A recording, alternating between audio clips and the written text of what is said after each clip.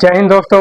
तो आज हम बात करने वाले हैं कोशिका के अंदर जो गुणसूत्र पाया जाता है उसके बारे में। कोशिका के अंदर जो गुणसूत्र पाया जाता है उसके बारे में आज हम बात करेंगे।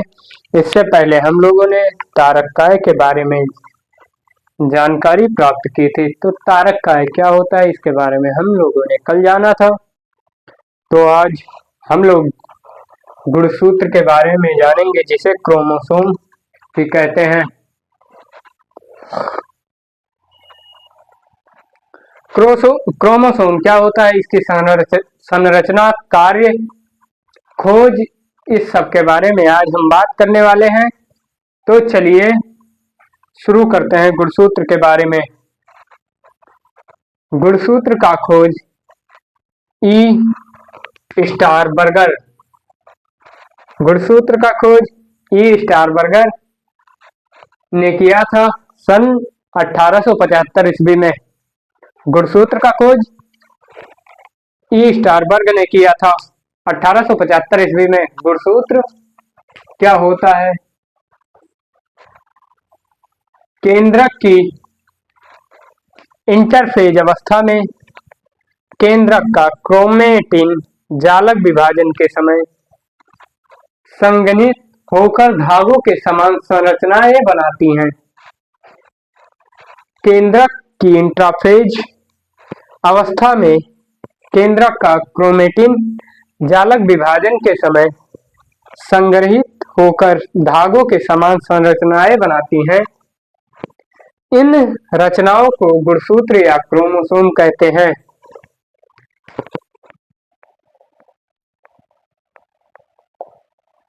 गुणसूत्र या क्रोमोसोम कहते हैं।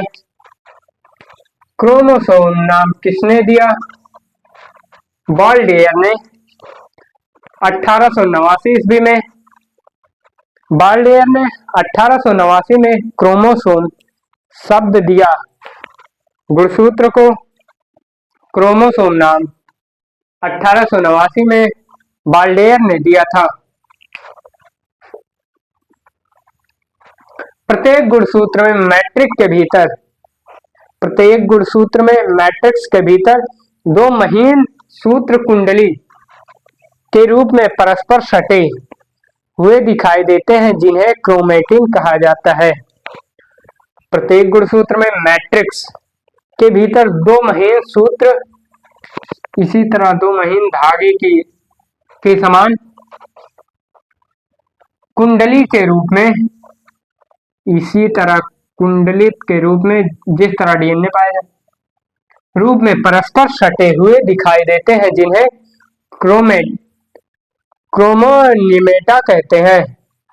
इन्हें क्रोमोनिमेटा कहते हैं, जो कि हमारे मैट्रिक्स से सटे हुए होते हैं या धागे के समान संरचना होती है, या मैट्रिक्स होता है इससे सटे हुए भाग को क्रोमोनिमेटा कहते हैं। प्रत्येक क्रोमोनिमेटा के अर्ध गुणसूत्र कहलाता है। प्रत्येक क्रोमोनिमेटा एक अर्ध गुणसूत्र कहलाता है। गुणसूत्र के अंतिम सिरे पर एक या एक से अधिक गुणसूत्र का जहां अंतिम सिरा होगा वहां एक या एक से अधिक उभार होते हैं, इस तरह उभरे हुए होते हैं, जिन्हें सैटेलाइट कहते हैं। गुणसूत्र के अंतिम सिरे पर एक या एक से अधिक उभरे हुए भाग होते हैं, जिन्हें सैटेलाइट कहते हैं। गुणसूत्रों की रचना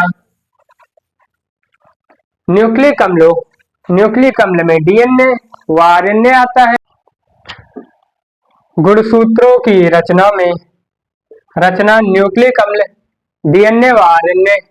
डीएनए का पूरा नाम डीऑक्सी राइबोज न्यूक्लिक अम्ल व आरएनए का पूरा नाम राइबोज न्यूक्लिक अम्ल हिस्टोन प्रोटीन तथा अम्लीय प्रोटीन से होता है।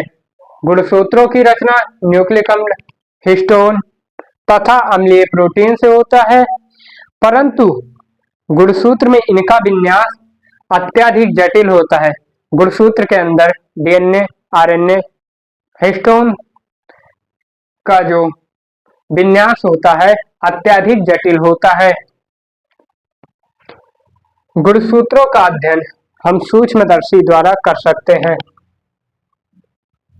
अध्ययन सूक्ष्मदर्शी द्वारा कर सकते हैं।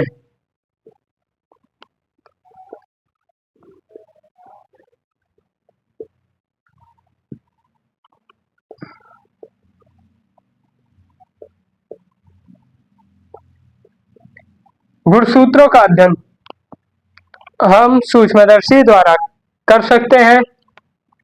तो अब इसके कार्य के बारे में और इसकी संरचना के बारे में आगे जानते हैं। इससे पहले इसका स्क्रीनशॉट ले लीजिए।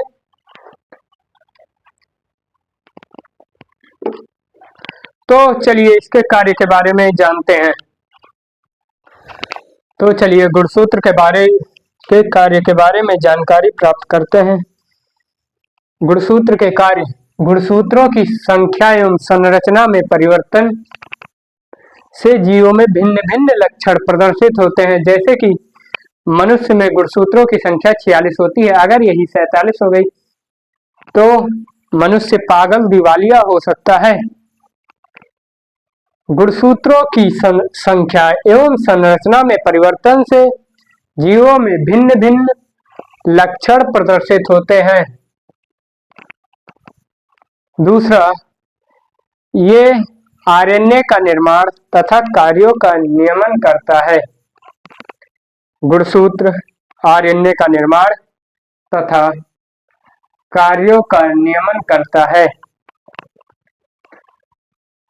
तीसरा, गुणसूत्र जीवों की भिन्न भिन्न उपापचयी क्रियाओं पर नियंत्रण करते हैं।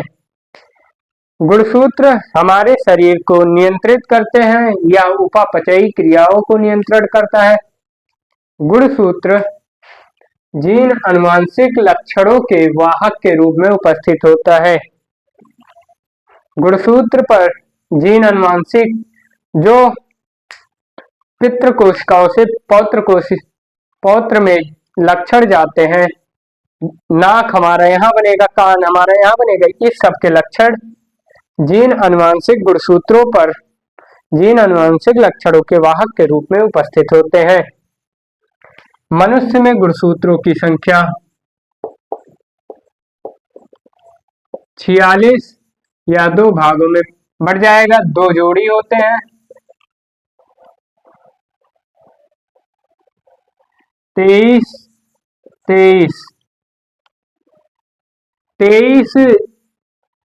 नर से 23 मादा से जाकर एक पौत्र कोशिका बनता है, चाइल्ड बनता है, भ्रूण बनता है। फिर उसके बाद एक नए शिशु का जन्म होता है।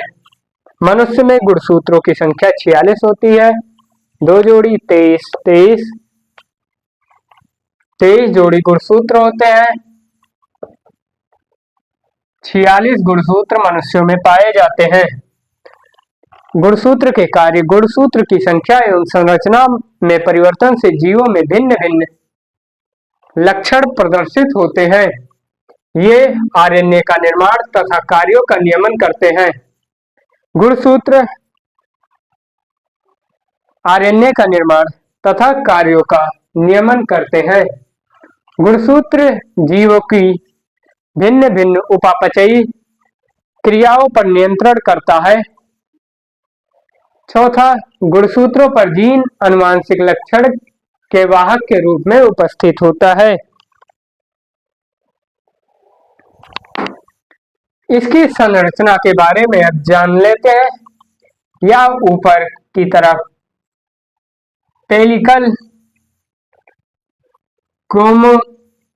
क्रोमोनिमेटा, क्रोमोमियर, मैट्रिक्स, सेंट्रोमियर, सैटेलाइट, प्राथमिक संकीर्णन या द्वितीय संकीर्णन।